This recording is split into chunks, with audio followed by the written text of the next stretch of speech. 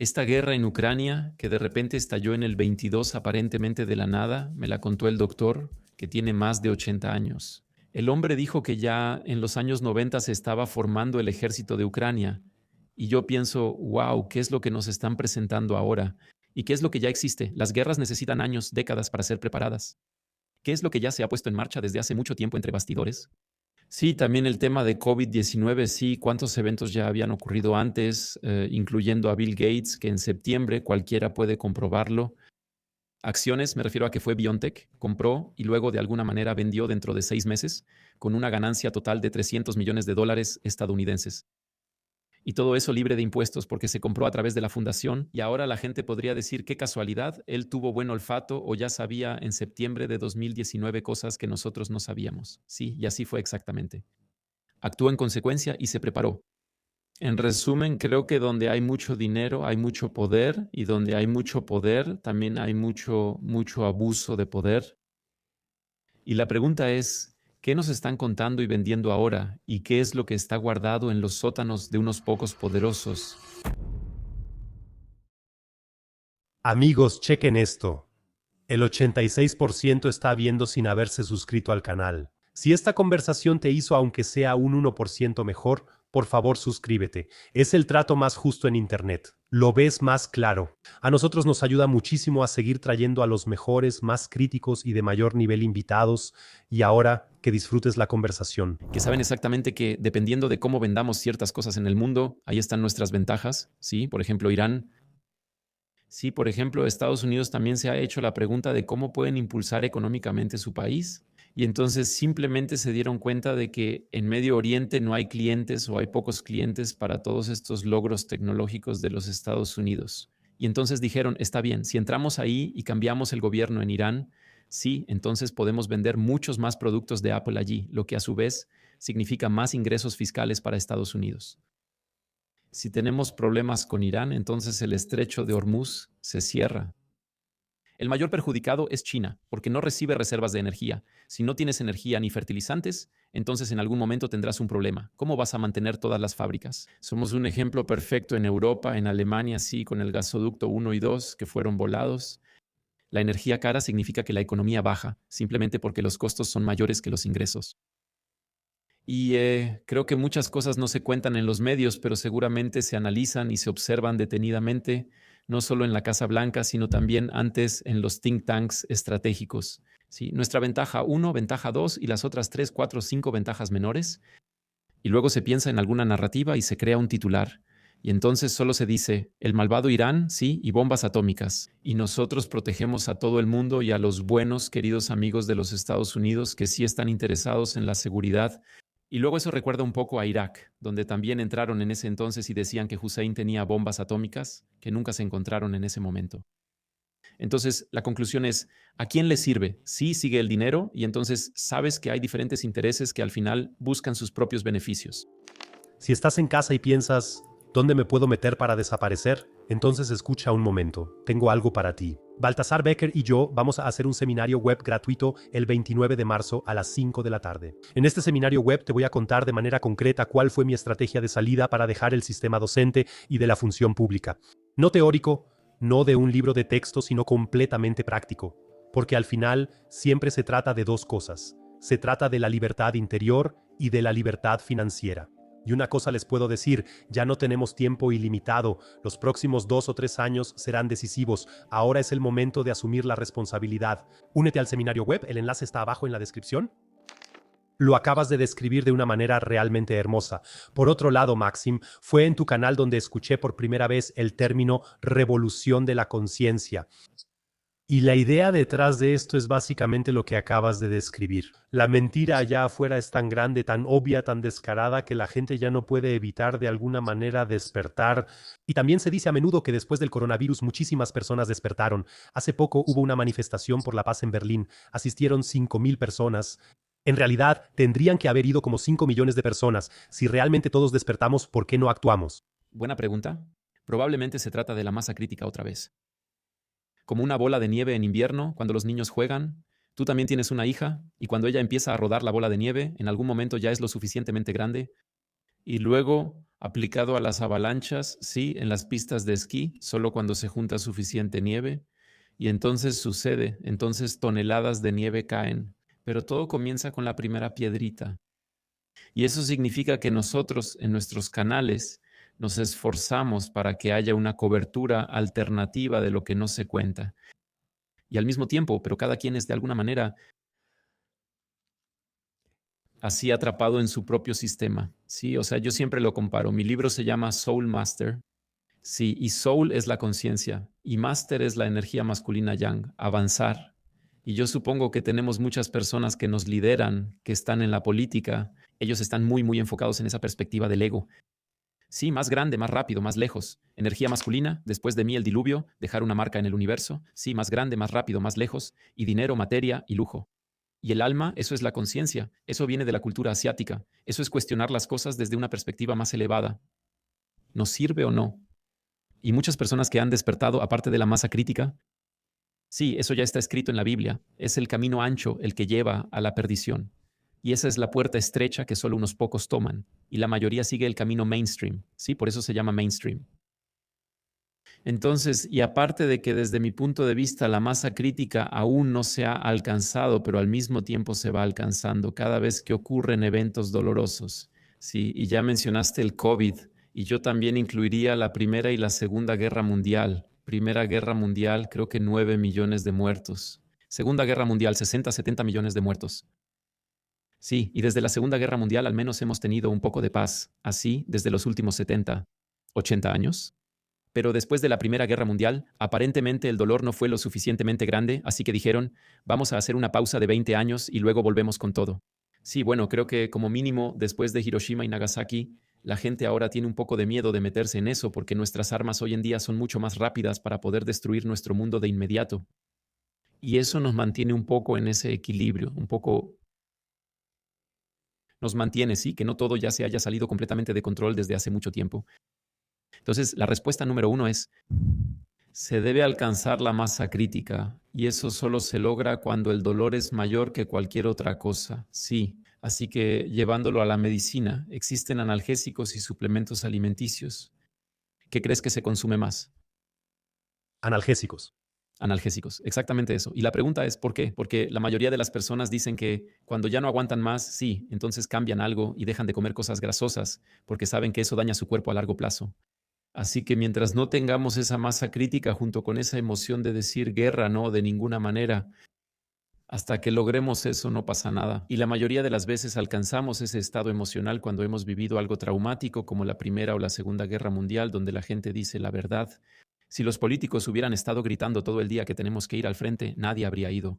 Simplemente porque decían, no, estamos tan cansados después de 4 días, después de 4 años de estar luchando todo el tiempo. Campos de concentración, toda esa locura que hemos traído a este mundo con nuestra conciencia egoica humana. Entonces, en resumen, sí, muchas personas que han despertado espiritualmente o en cuanto a la conciencia dicen, yo entiendo cómo funciona el juego.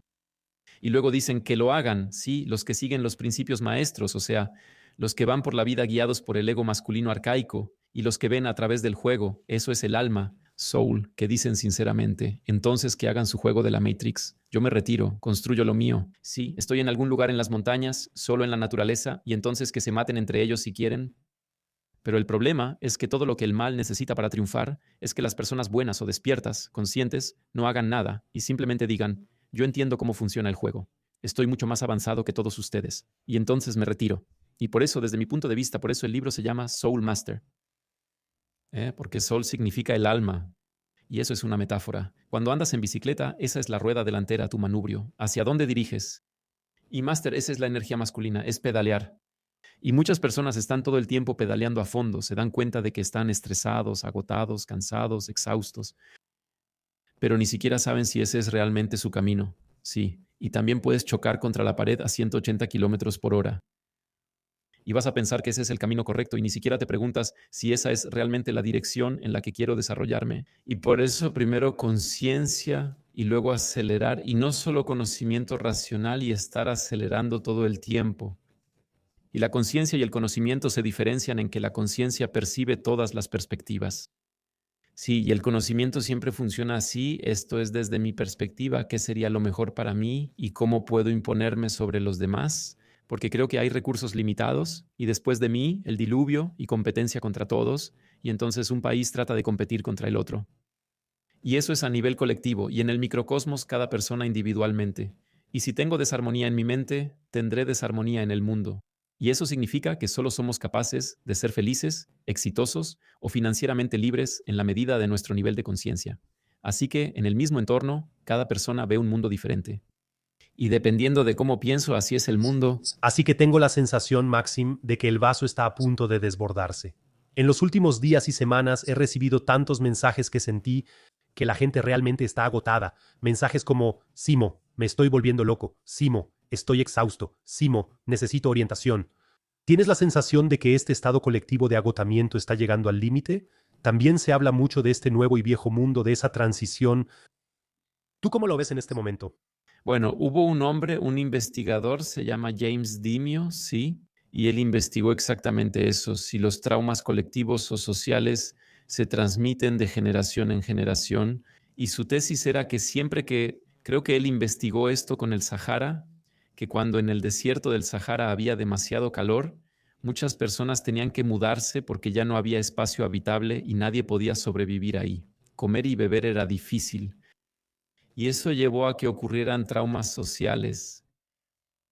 Y todos nosotros, ¿cómo decirlo? Tal vez como esa rana en el agua caliente, poco a poco nos vamos cocinando y ni siquiera nos damos cuenta de que todo el tiempo estamos atrapados en este trauma colectivo.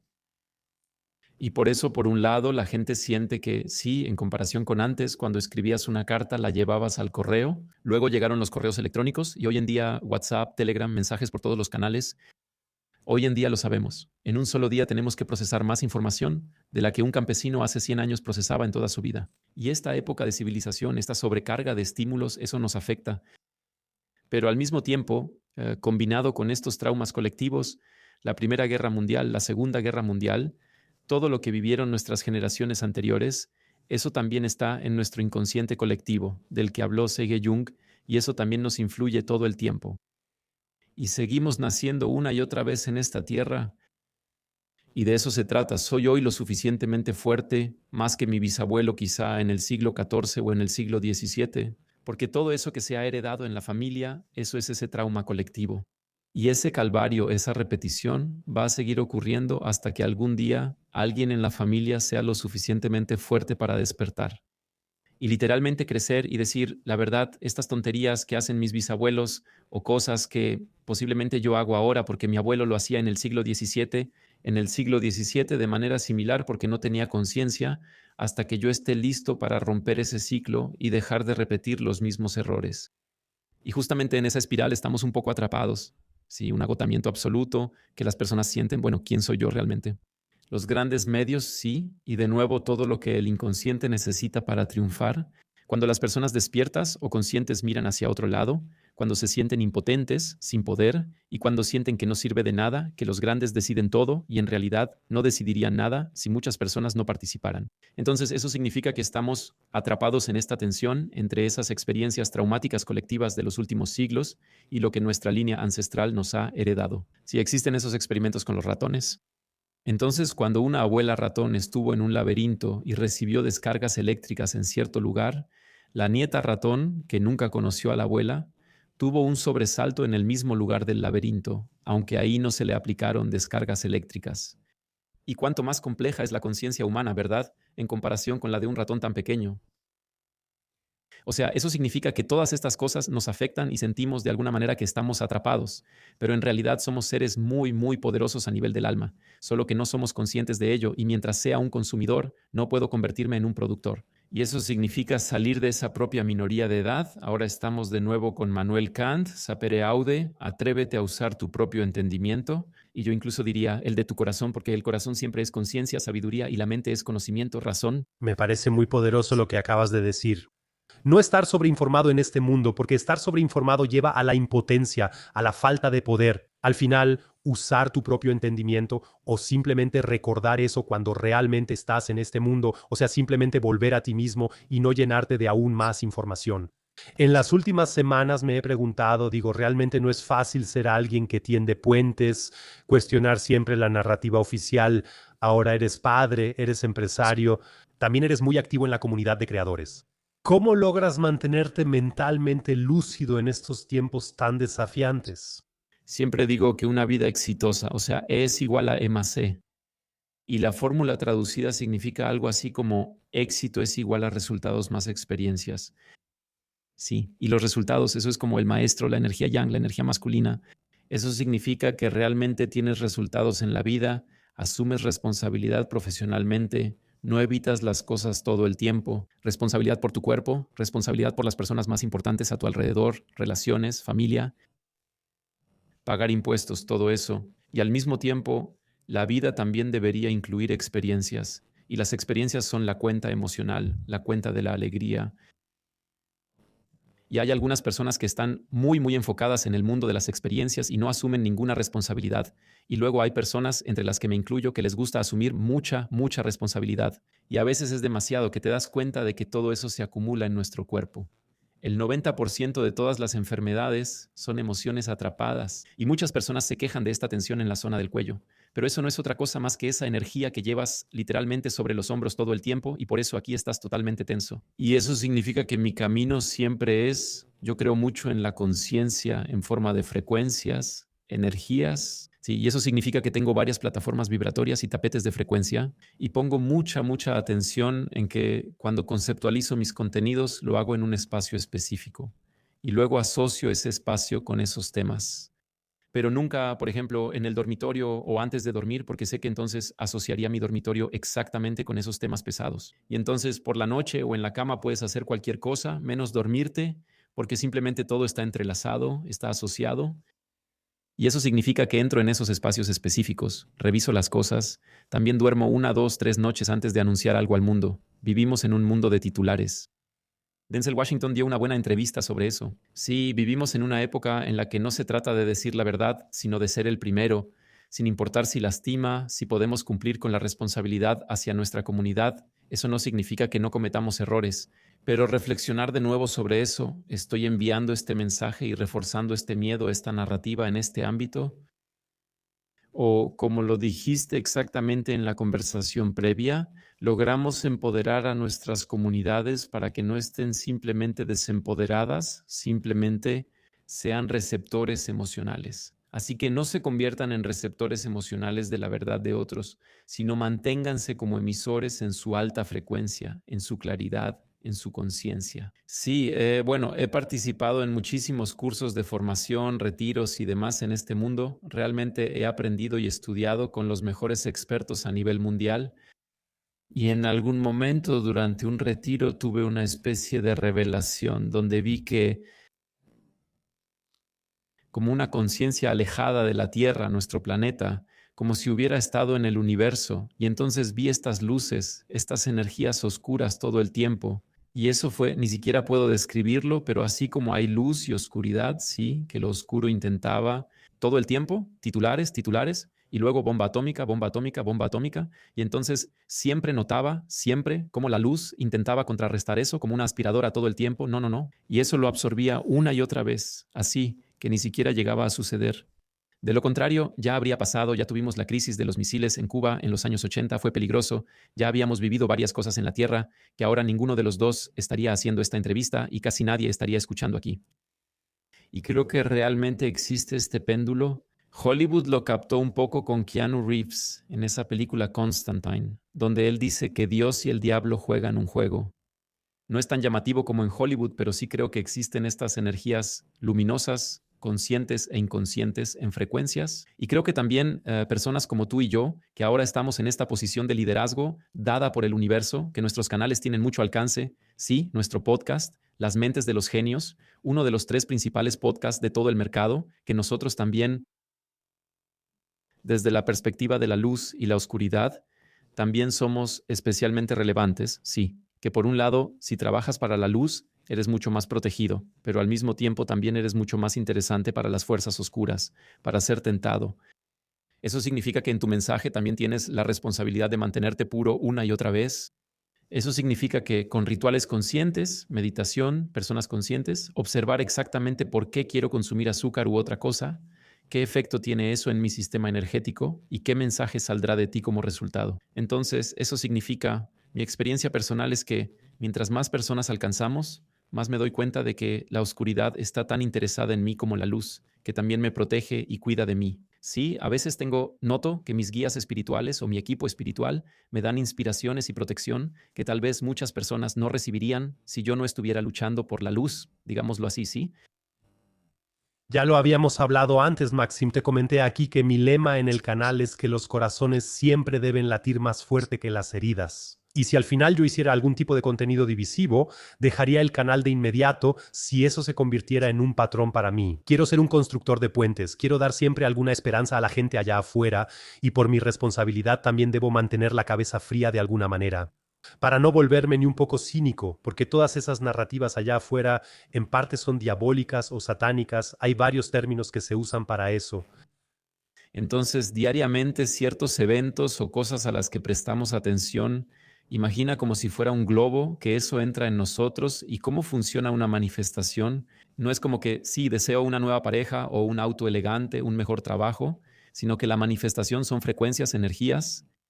Y eso significa que en el momento en que dejo entrar ciertas frecuencias o energías inconscientes en mí, sí, alguien discute en la calle, ahora podría acercarme e intentar mediar y me doy cuenta de que los dos están completamente inconscientes, pero al mismo tiempo yo absorbería esa energía. Y eso significa que si no logro traer paz ahí, porque las personas no están listas para la paz, pero al mismo tiempo estoy en esa pérdida de energía, entonces ahora he dejado entrar esa energía en mí.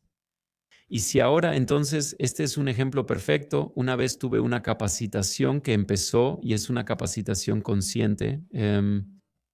Y ahí me di cuenta, el primer día de la capacitación, sí, que duró 6 meses, me di cuenta de que tenía algo. O sea, mi casa es mi templo, sí, es un lugar sagrado, un ritual. Ahí sé que las frecuencias son muy altas, está protegido. Y apenas salí de la casa en la mañana, la capacitación empezaba en la noche, me ocurrió un evento, luego un segundo y luego un tercero. Y yo pensaba, esto no puede ser. Sí, en el supermercado la cajera me trató mal, como si hubiera robado algo. Y yo pensando, una pieza de verdura, o sea, yo estoy completamente bien económicamente. Luego pasó otra cosa, donde me di cuenta, ¿qué está pasando ahora? Sí, alguien casi me pasa el coche por encima del pie en la calle. Y luego me di cuenta ya cuando estaba en casa que eso era por increíble que parezca, eso fue un intento de lo oscuro de entrar en mi sistema para que yo luego, en mi formación con las personas que llegan e intentan crear el mundo con una conciencia más elevada, ya no pudiera mostrar mi corazón, sino que ellos lograron hacer que yo me quedara en la mente.